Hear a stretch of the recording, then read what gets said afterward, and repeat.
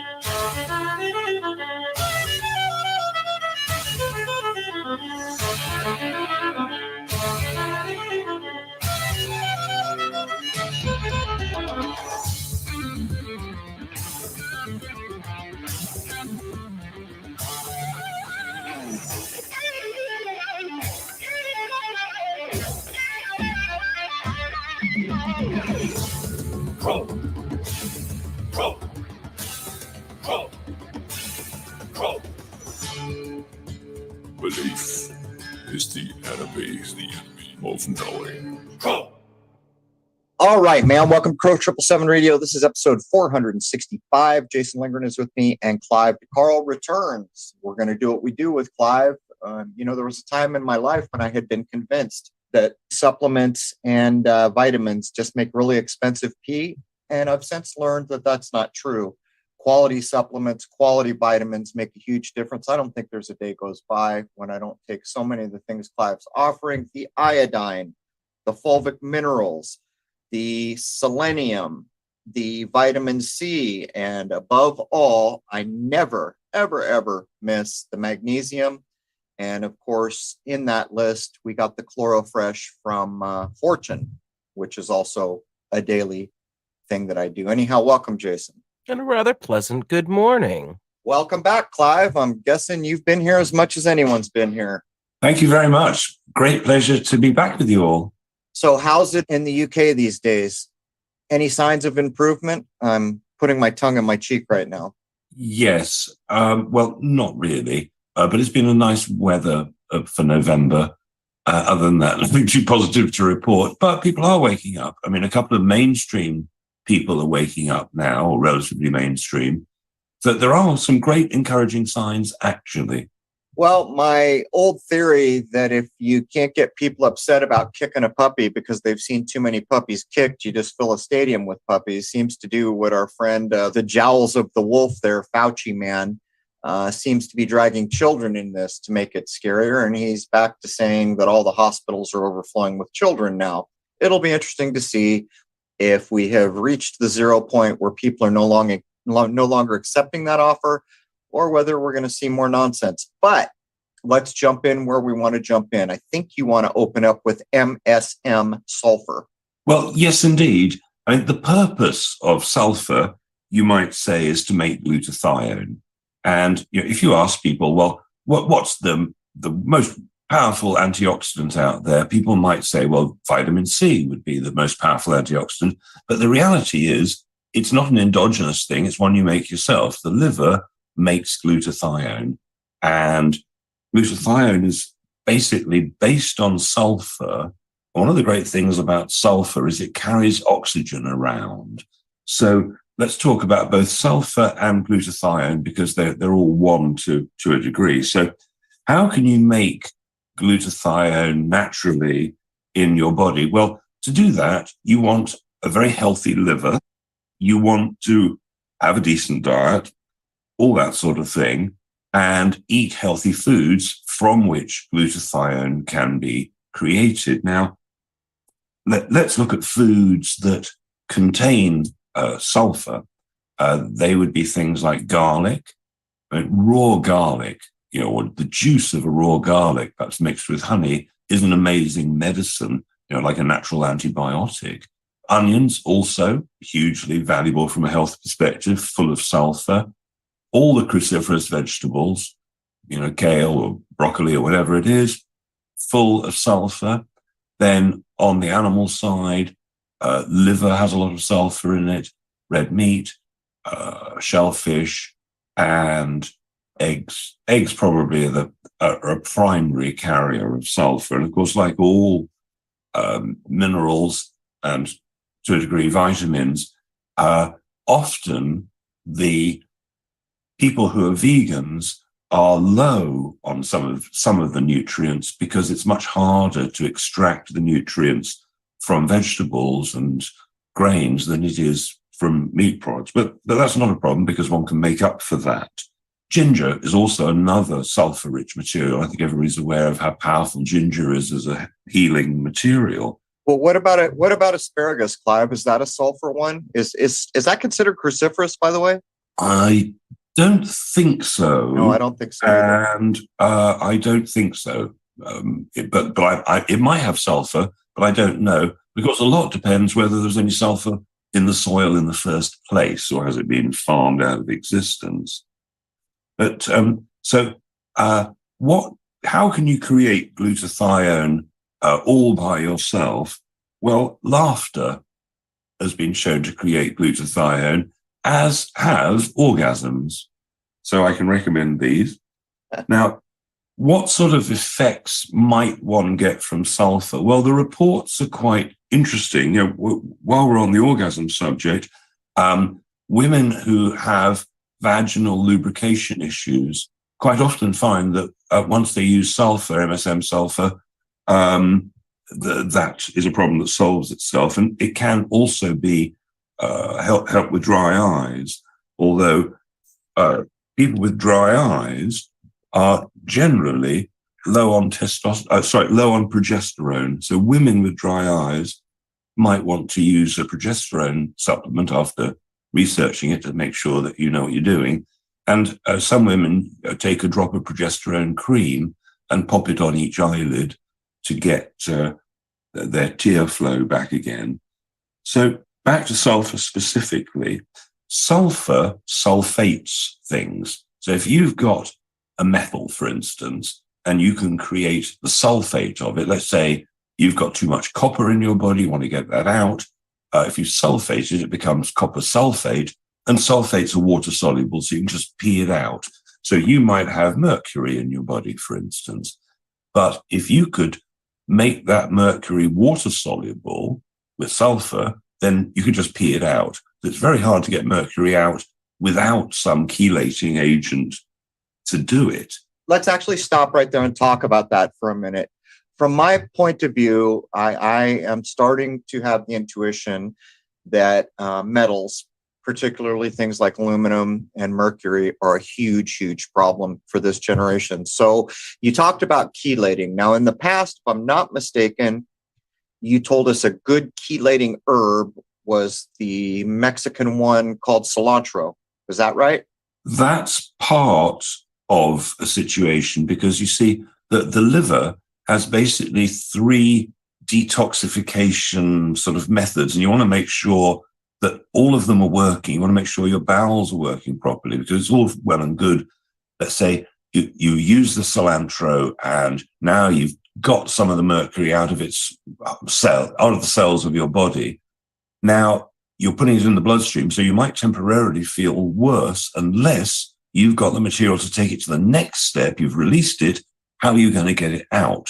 And where a chelating agent comes in, like sulfur, is it can sort of grab toxins, make them water soluble, and get them out of your body. So one thing to understand with sulfur is you want to take the right amount that gets the job done, because if you take too little, again, like the cilantro, you can now move it out of the cells into the bloodstream. You feel worse and it just goes back in again. So if you take MSM sulfur and you seem to feel worse, take more. Just means you didn't take enough. Most people might think, oh, I feel awful, I must take too much. No, probably the other way around. So a normal dose might be, say, a teaspoonful twice a day, for example, in water. But in an emergency situation, you might want to take a tablespoonful or even 2 tablespoonfuls 3 times a day. So you can take lots of it. It's as safe as most things get. Obviously, you can take too much of anything, but it's incredible for poisoning.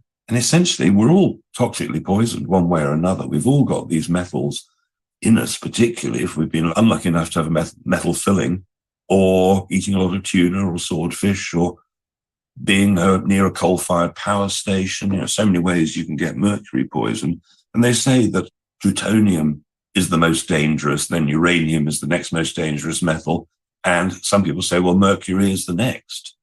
And, one atom of mercury comes off when you brush your teeth if you've got a metal filling, and it floats around and kills the first cell it meets and is not made weaker by that. It goes on killing cell after cell after cell unless you get it out. So sulfur is incredibly important. So these are things that you provide. And typically we have a sponsored link. By the way, I guess I should mention, by the time this comes out, people were complaining on a cell phone that there was too much of a scroll on an audio page. So we've taken all the sponsored links where we've found the products like Clive's that are worthwhile and you can probably get a discount at least most of the time. That's on our new page now. So just know this. Clive, if you suspected or you knew that you had heavy metals, say it was anything from you knew you had mercury fillings that were messing you up, or you suspect you've got too much aluminum in you, these kinds of things. Step by step, what would you do to purge your body? And by the way, would coffee enemas come into it? Well, coffee enemas are something that I've heard about, but never used or particularly advised people to have. So that's not my area of expertise. Okay, let's set that aside. So let's just say that you're aware that you want to purge your body as you can. What would you do step by step? How would you do to try to purge metals out of yourself?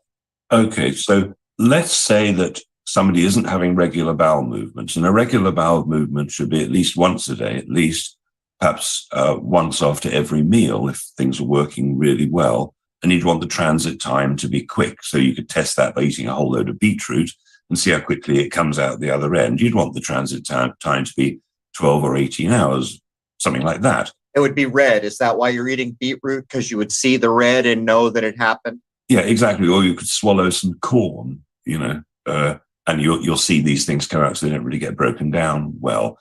But most people know if they're constipated one way or another. So the first thing is to make sure you're not constipated. So to do that, you could be using magnesium. And you take enough magnesium over a day until your bowels are working smoothly. You might need, as we've discussed on other shows, you might need up to 12 in a day, conceivably, for a very short time. But most people are constipated. They're just lacking magnesium. So to get your bowels working, that's a really good way. By the way, everybody, it works. I take magnesium daily. There is never a day when I'm not cleaning through as I should. Never.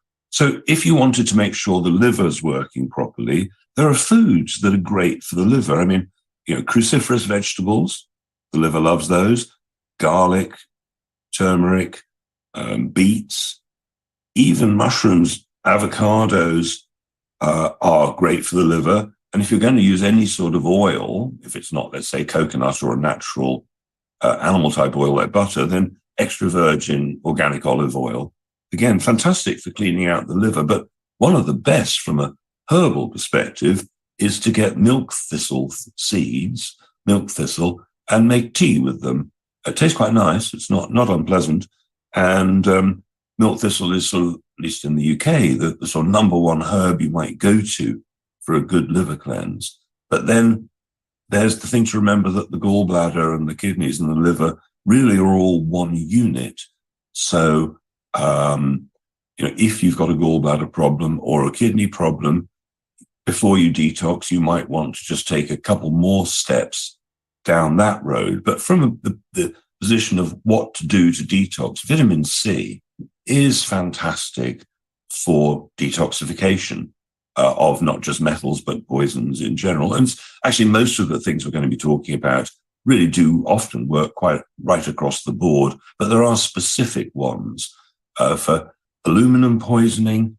Silica is a material to research, or silica-rich water. So that's specific for aluminum, but nevertheless, vitamin C and the others will probably affect it as well. The best one for mercury, by far, is selenium. Selenium really it is the number one to get rid of mercury poisoning. So I can add something here. I take the selenium daily. When I first started taking it, by the way, I was taking it improperly because I was getting it too close to my iodine. And what Clive said about the iodine in the past show, it's true. One day I went to open my iodine, spilled it on the counter, which was wood, spilled it on my shirt. You know what I did? I took his vitamin C powder, mixed it, poured it on, and it went away. The stains were gone. And but the point is the selenium, when I started taking it, it's got a peculiar flavor. I don't know whether it's the selenium or the tung oil or whatever it's in. At first, it bothered me. It doesn't bother me in the least now. It's just one of those things that you take. And of the things that I take, if I'm feeling a bit down, the iodine and fulvic, which I take close together, and later the selenium, these are things that tend to give me a boost, Clive. And there's rarely a day when I don't do these. Well, yes. Now, the other day, I decided that I'd reduce my red wine habit. And so I just did what I'm telling everybody else to do. And I didn't count them, but something like, 8 drops of the selenium for about 3 days. And immediately I didn't feel like the glass of wine anymore. I mean, it was just, I've tried the selenium before and not wanted to give up wine. That's because I didn't want to. But having decided, I don't want to give up anything, actually. I like enjoying myself, but I wanted to be back in control and not feel I've got to drink a glass of wine every single evening. And it was so easy with the selenium, so easy. I mean, as dosages go with selenium, the one that I do, which is liquid, you only need 1 drop every 2 or 3 days to get the RDA. But if you take, let's say, up to 10 drops, I mean, some people are taking 20, just for 1, 2, or 3 days, not more, people can come right off substances so often with great ease. I mean, incredible. Selenium is just so important. And I would say so many people get a good reaction from it that I think almost everybody is low on it. I think it's one of the big 3.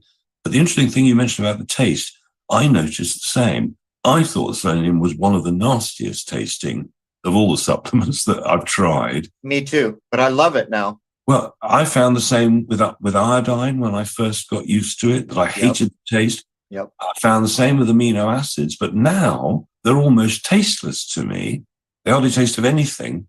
It's interesting. And I've been wondering, well, why is this?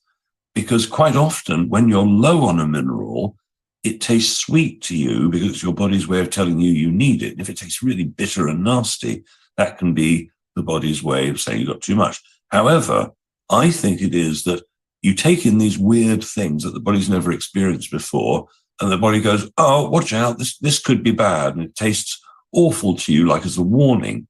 Then I think, I'm just theorizing, that maybe the body says, actually, I quite like this. And it tastes better and better and better as you, at a core level, your body, it dictates to you, actually, it's okay.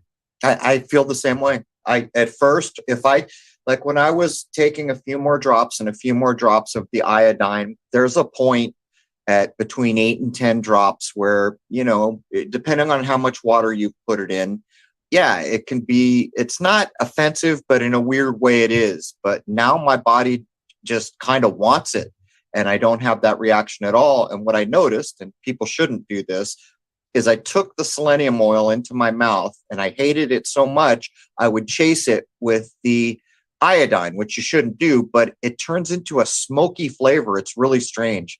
But point is, they used to bother me. I mean, it wasn't horrible, but it was enough to be noticeable. I don't have that anymore. My body feels like it wants it now.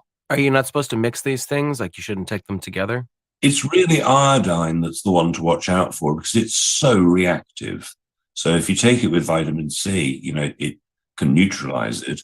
And iodine is so reactive, it's just best to take it by itself, even if it's only by 15 minutes or half an hour or something.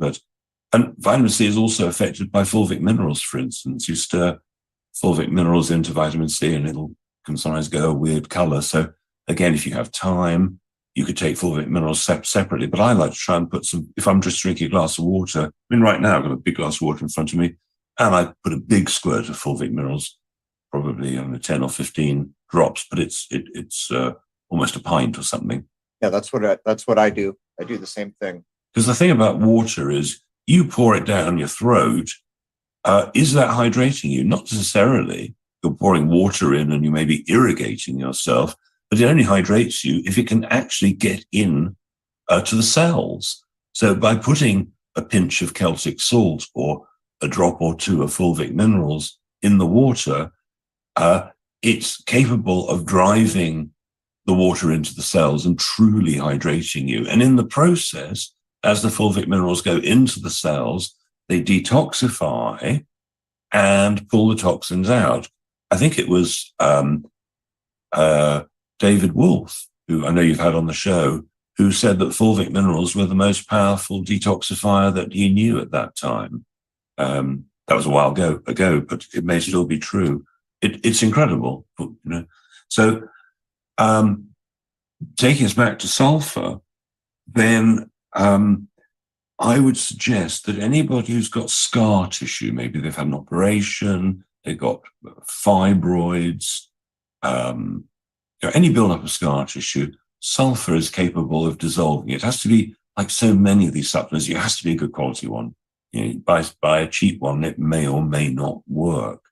But good quality sulfur has changed people's lives. I mean, there have been people who spelt with a K-A-N-C-E-R, cancer, people who have used MSM as their primary way of dealing with cancer and come out alive at the end of it when they were told they weren't allowed to. What do you mean by MSM? What does that stand for? It's monosulfonomethane, and Amanda Vollmer talks about DMSO, and DMSO is like the liquid form of sulfur, you might say.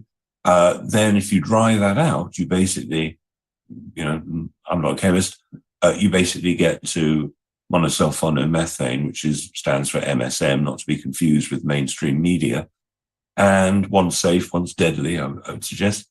So it's made, it used to be made as a waste product from the paper industry, from trees. Now, I believe that it's all made in a lab rather than using the tree as the basic substance. But I'm not sure. They may still use the tree, but I know it's changed over the decades. But luckily, it works when it's the good stuff. And I was very lucky. I got taught how to tell, under a microscope and so on, how to tell the good stuff from the bad. And so scar tissue, shingles, right? A lot of people have problems with shingles, and vitamin C, MSM sulfur, maybe vitamin D if you're winter and you're low on it, can usually do a really good job at reversing shingles. And at the same time, most people have shingles, they have pain. So along with magnesium, MSM sulfur can drastically reduce pain. So if it's the first time you're trying it and you take it as a powder, I have it as capsules as well, but if you are taking it as powder, try putting a big squeeze of fresh lemon juice and a bit of maple syrup, if you like. And most people find that totally acceptable, including children. So the NIH, your famous We Care For You pharmaceutical-backed NIH in the States, they state that sulfur can remove radioactive particles safely out of the body.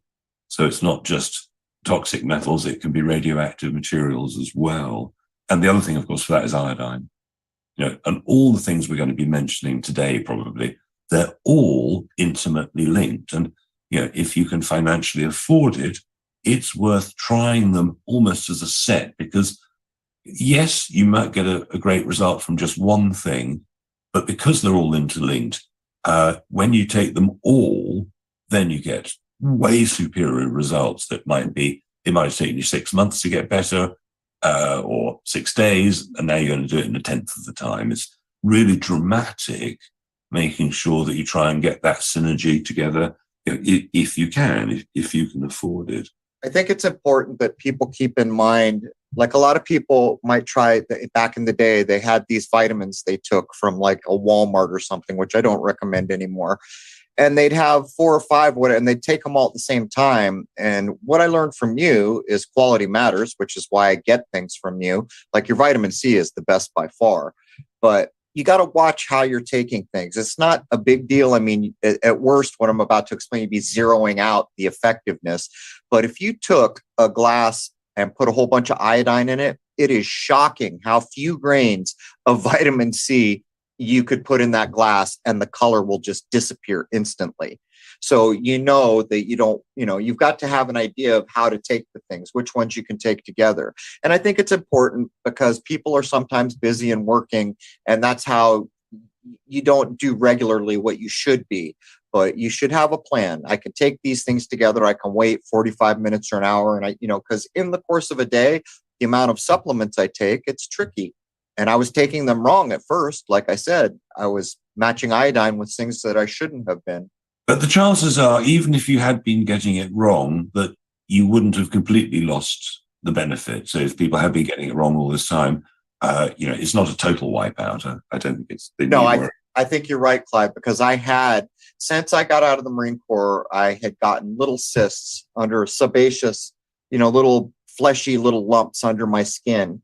The iodine took care of that. And so even that I was doing it wrong for, I don't know, probably the better part of a year, the cysts were still going away. And that's one thing I would mention is because I think I have that right? It's the iodine that's really helping those cysts break up and leave the body. Exactly. Iodine and, it would happen faster with selenium as well, or eat Brazil nuts and get your selenium that way. Which I was doing both, since I was doing, I was just keeping the selenium away from the iodine and the vitamin C away from things. And it was funny when I spilled the iodine, my wife said, "Oh my God, you ruined that brand new t-shirt I just bought you." And I looked on the counter, there was your vitamin C. And I said, "Hey, I have an idea." It's everybody knows how iodine stains. It's permanent. That vitamin C erased it immediately off the wooden counter, off my clothing. So it goes to show you. Well, the good thing is it's not permanent. It might last a long time, but when it comes into contact with air, it evaporates. So a stain might stay for a bit, but hopefully may take a few days. It depends on what the surface is and how it's sucked it in. But it may well completely recover eventually. So do you want to move on to bicarbonate, Clive? No, I'd like to stick with sulfur and glutathione. Okay, go ahead. It's such a big story, and people need to know. I mean, let's just tie it in with Alzheimer's and dementia. What causes that? Well, a lot of it is toxic metal poisoning, right? Seems to be, yeah. Yeah. So what would happen if you give people with dementia and Alzheimer's sulfur? Well, they might get happier. They might find, as many do, that their memory comes back, just like it does with iodine. That's why these things tend to all go together. But not only does it bring the brain back onto line, because what happens when you're low on a lot of these things, like sulfur, is you can't stop calcium being released. And when calcium is released from the body, it's the wrong type. And that can cause calcifications in the brain, for example. So, plaques forming and stuff that stops their brains working properly. So if you can get rid of that, you can dissolve it, then they can get their memories back. And, so many things like the focus mushroom blend that regrow neural pathways, there are ways to get people back from the brink. I mean, it's super interesting as to what is actually showing now more and more to be possible. And there's now literature, medically accepted literature, that it's working. Doctors are waking up. It's amazing, particularly to things like Alzheimer's and dementia. Coconut oil as a reversal method we've discussed before, but sulfur to make dramatic changes. Autism, for instance, right? What's the problem with a lot of autistic children? Toxic metal poisoning. Well, what if you give them sulfur? You can get results there. It's important for somebody's got joint problems. They're in pain. They've got cartilage problems. They're not making collagen properly, or not getting enough collagen. The reason collagen is so important to make healthy muscles and cartilage and ligaments and stuff is it's a sulfur-based amino acid. Sulfur is so important and underlooked. People who've got neuropathy, let's say diabetic neuropathy, people got pins and needles, in their feet, they can't feel their feet, something like that. That's a basic vitamin B1 deficiency along with a sulfur deficiency, most likely. You want to repair the brain, you want to repair any part of the body. Sulfur you could look on as a repair mechanism. Some things like magnesium, for instance, as you've experienced yourself, you might experience a difference in 1 hour. And sulfur, I'd say, is slower, and you might choose to actually use it, let's say, even for 6 months. Don't expect an instant result. You might get very, very fast results, but nevertheless, for some people, using it over a longer period of time is a good thing to do, particularly if you want to clear out the arteries. What form is your sulfur? Is it a liquid? Is it a powder? What is your sulfur form? It's a powder, and we also put it in capsules. So you need a bit of quantity of it, to be effective, as I've discussed. It breaks down the bad calciums like calcium carbonate, and that's useful if you are worried about a stroke, right? One of the reasons people get strokes are build-ups of calcium. Now, as we know, magnesium dissolves calcium, and MSM helps make the body work well in relation to calcium. So it's it's amazingly powerful, and most people should try it. Now, some people really notice it right away. Within first day, bam, they're feeling clearer, they've got more energy, or whatever it might be. So a lot of people do feel it early, but if you've got a problem that's taken years and years to build up, like calcified arteries or something, it might take some months to fully get it back into order. So you mentioned when you were talking about reversing the Alzheimer's, your Focus blend, which is a mushroom blend, which you sent me, and I was very keen on it. Let's talk about that for a minute. You provided it's little capsules that look like they just have like mushroom dust or something, particles in them. You send, I think it's a 60-day supply. Let's talk about that for a minute, because what I noticed is really that's a very good name. I do feel focused, and I tend to take it regularly. I think your schedule is 3 days on, and then there's a period of time off. Let's talk about that for a minute. Well, sure. In the US, probably the most famous and most respected of all the mycologists, the mushroom experts, is Paul Stamets. And if anybody hasn't seen the TED talk called 6 Ways Mushrooms Can Save the Planet, he's grown mushrooms that eat oil slicks, right? And you can, into edible oyster mushrooms.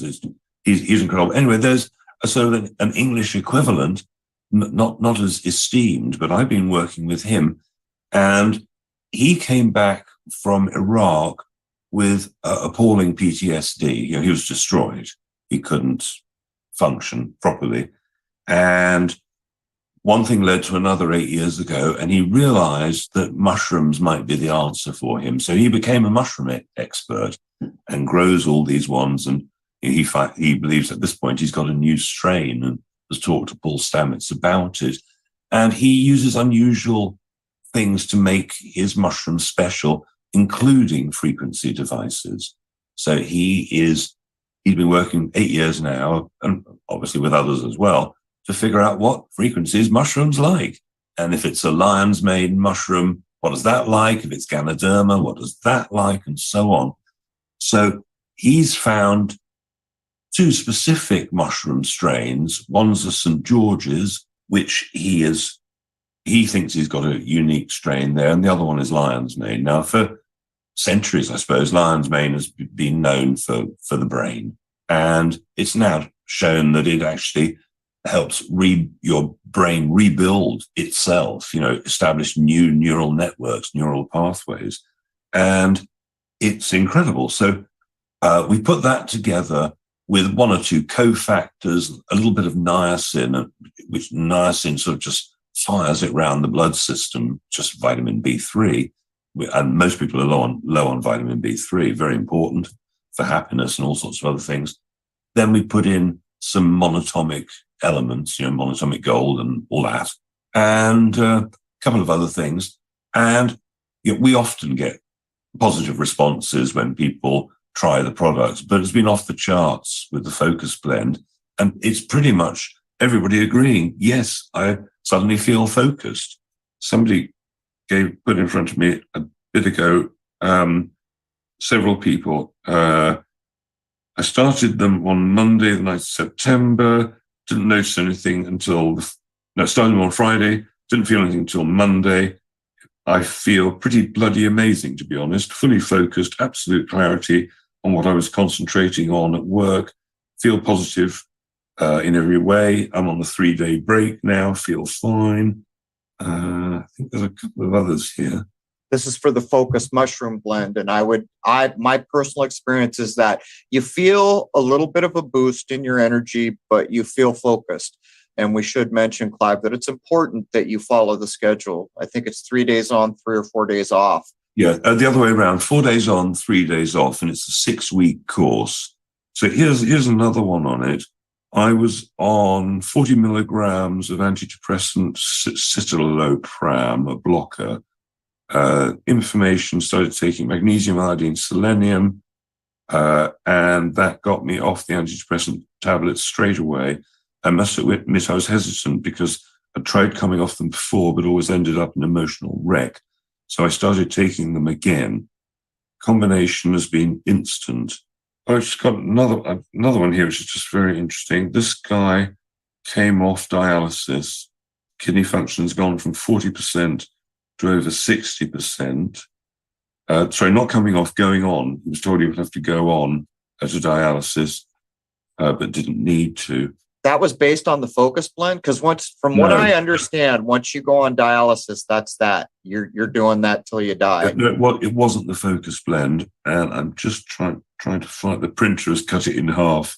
I can't find the last part to it. But it would have been the simple things that we're going to be talking about today and have talked about in the past, because really when it comes down to it, there are about 10 or so basic supplements that some people may be desperately low on. And just because I'm recommending maybe 10 doesn't mean you have to take all 10, but most people are low on at least half a dozen, including myself. Well, magnesium almost for sure, because it doesn't show up in our food supply. And, we've told this story so many times. The cancer rate was rising in the world, except in a place like Egypt or something like that. And a researcher went at it.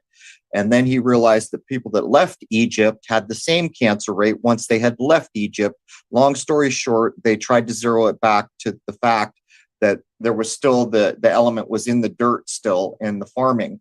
So the magnesium was available in the food supply there, where in most of the world it had been diminished. Now, of all the things that I've taken, magnesium has by far been the most effective. It has helped me with my hands that were locking up. I was getting what they call trigger finger. I would get rough or bubbly spots on my knuckles or on the inside of my thumb. All that stopped immediately.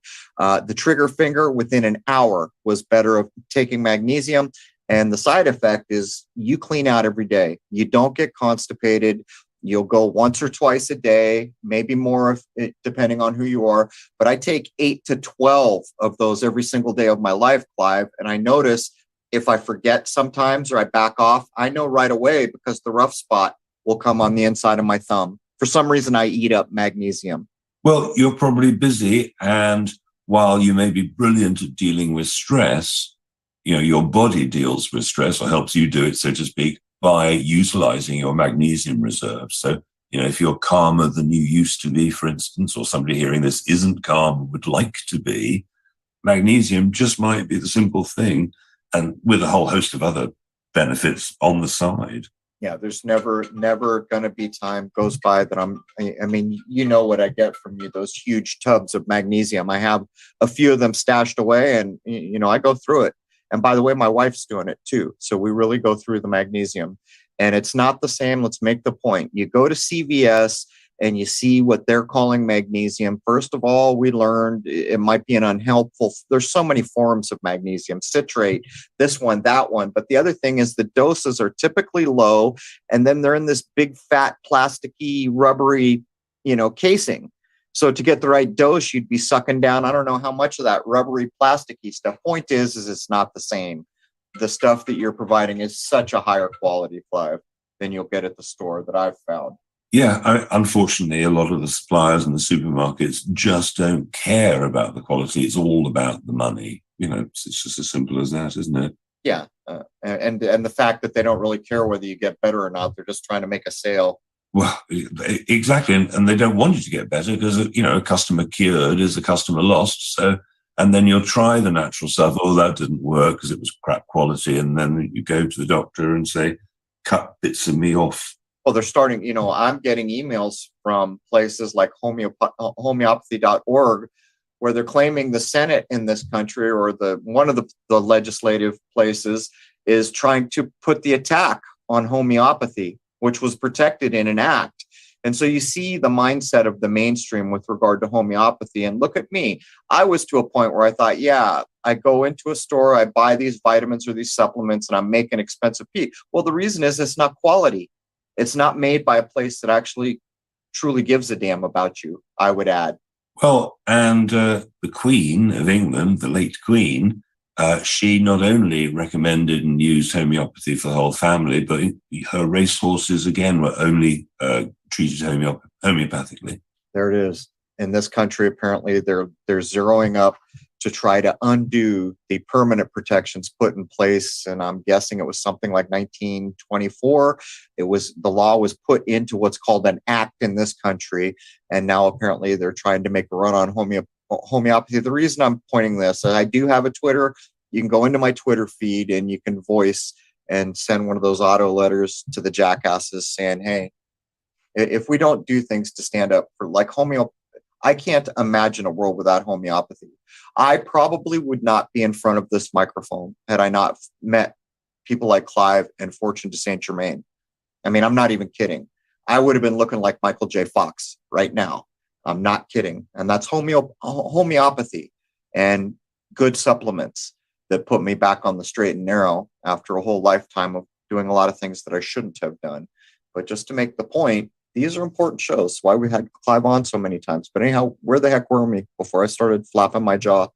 Well, I'd like to move into glutathione. Okay. Now, I know people who've gone for intravenous glutathione drips. And I've known people who've been basically poisoned and within one session felt remarkably better. So there are ways to get glutathione as a supplement, but I don't recommend it unless it's necessary for a very short time. So the issue is if you take a glutathione supplement, then your body might decide to downregulate your own glutathione production. So what you want to do is to make sure that you're eating the right foods to make glutathione. And if necessary, you might choose to take supplements which would always be amino acids primarily. How do we make glutathione in the liver? We make it through amino acids. So there are some amino acids that only come from animal products like taurine, and for healthy eyes, taurine is a good thing, but you can supplement. But there are 3 amino acids that make up, or allow your body to make glutathione, and those are cysteine, glycine, and glutamate. Now, the best type of cysteine is NAC, N-acetylcysteine. And this was the stuff they did try to ban at one point a couple of years back because people were making a bold claim that it cured that, whatever that disease was called that we had going around for 2 or 3 years. So people were talking about that. And so it got taken off the market for a while, but now it's back on again. But they're trying to take it back off again. Is that because it actually works? Yes, of course. And so those 3 amino acids are what the body uses to make glutathione, but you've got to have a healthy liver to do it. So if somebody's got a fatty liver, or they know they've got liver problems, maybe they're older and they've got brown spots on their skin, age spots, liver spots, which selenium will fix by fixing the liver. Selenium is amazing.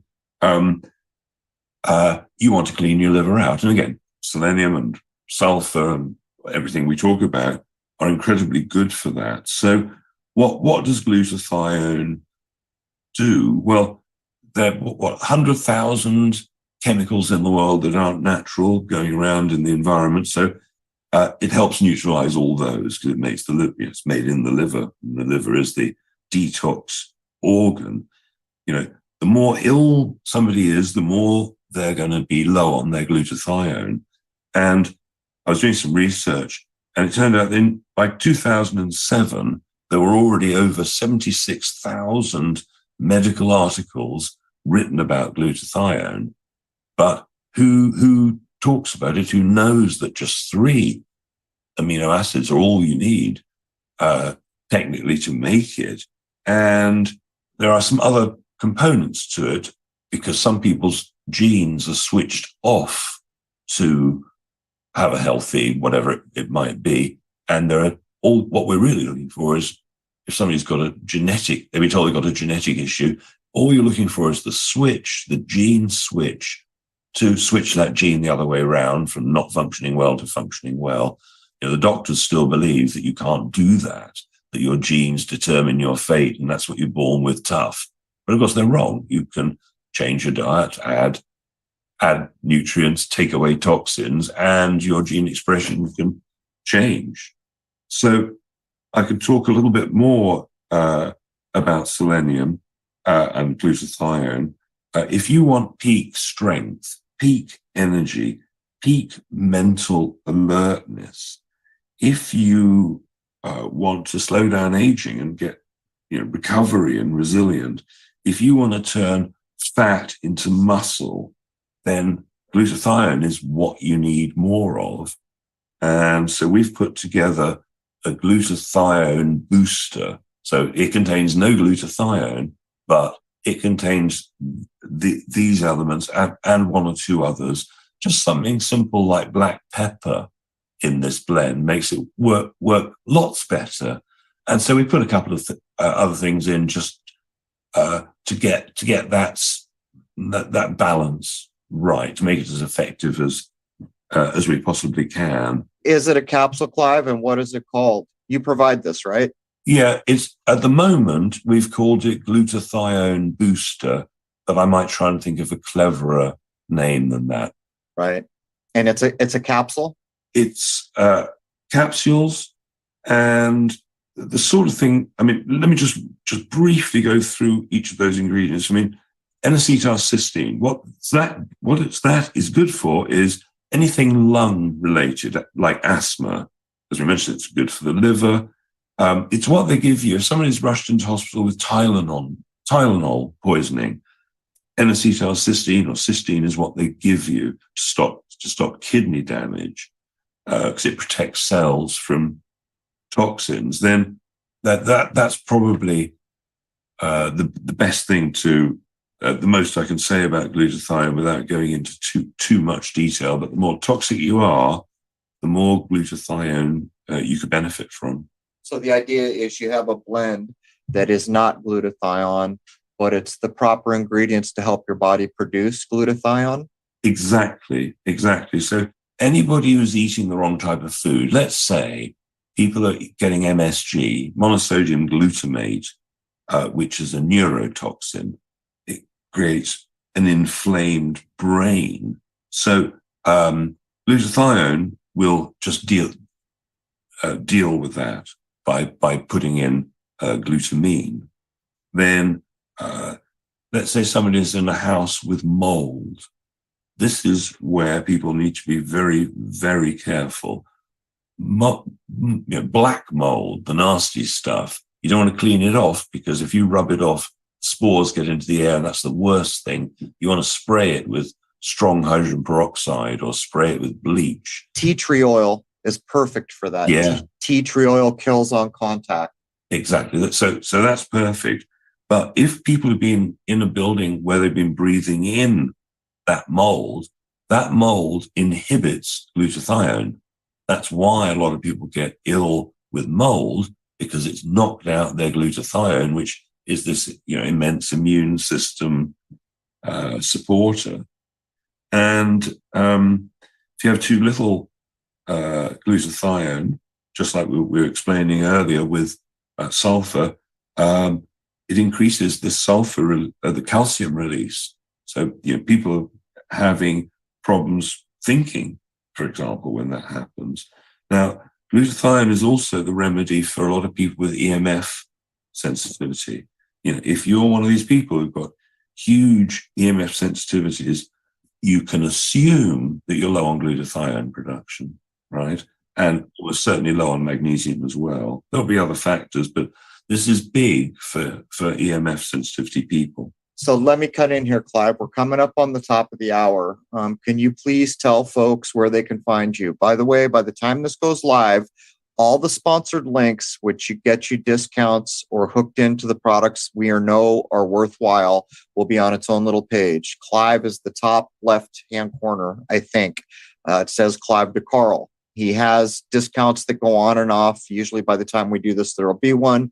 Tell them where they can find you and your outstanding products, Clive. Well, I'm sure there's going to be a link right there on this page. Yes. But my site is clivedecarl.com. And then I have a secondary site called secrethealthclub.com, which I'm very, very pleased with as a body of information that is not only inspiring and interesting and a good base of health knowledge, but it also make you laugh as well. People have no idea how censored homeopathy and supplement purveyors have been, particularly in the UK and Canada. You've got to be very careful. So that's what the Secret Health Club is, to fly under radar, because it's more of a club and therefore less attackable. Anyhow, that brings hour one of 465 to a close. We're going to come back. We're going to talk about a lot of things I want to get into. Methylene blue, which I was exposed to but didn't know what to do with it when my mother had Alzheimer's. Reversing menopause, the bicarbonate he offers, how to prevent baldness. There's one that ought to be popular, and so much more. That's what we'll be covering, or part of what we'll be covering in hour two. With that, the first hour is free to everybody at Crow777radio.com, CRROW777radio.com. Members know to log in for the full 2 or 2+ hour episode, and everybody who's a member gets the movie Shoot the Moon for free, which is a full featured 2-hour film covering all my telescopic work. There's all that. And I'd like to wish you all a happy, healthy, and higher-minded new era. Hope to see you on the other side. Cheers.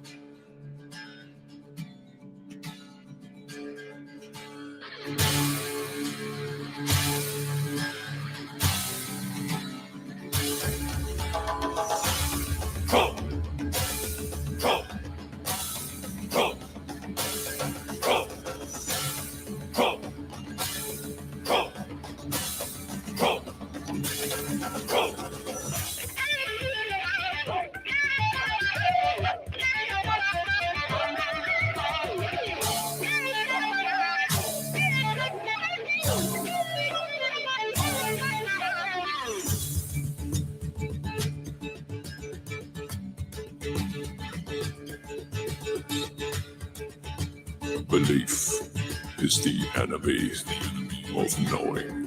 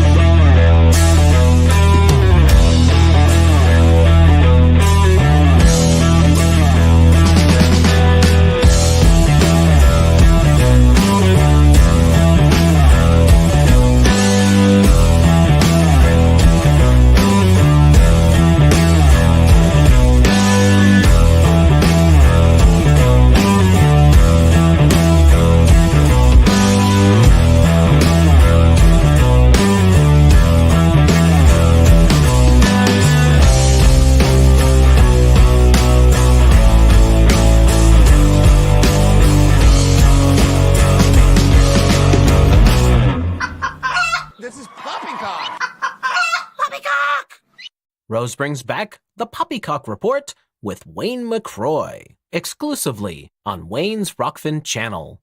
The first episode is going to be on Tuesday, January 3rd at 9 a.m. Eastern Standard Time. Poppycock! Poppycock!